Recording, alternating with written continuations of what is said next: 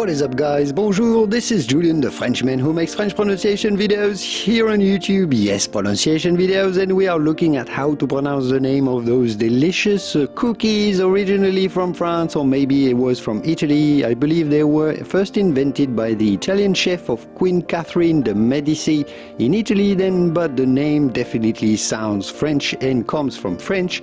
So how do you go about pronouncing those? Of course, in English or American, you would call those French Macaroons,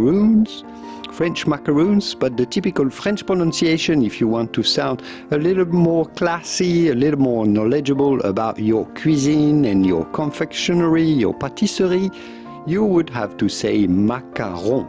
Macaron for the typical French pronunciation. If you cannot pronounce the French R, it would be okay to say Macaron.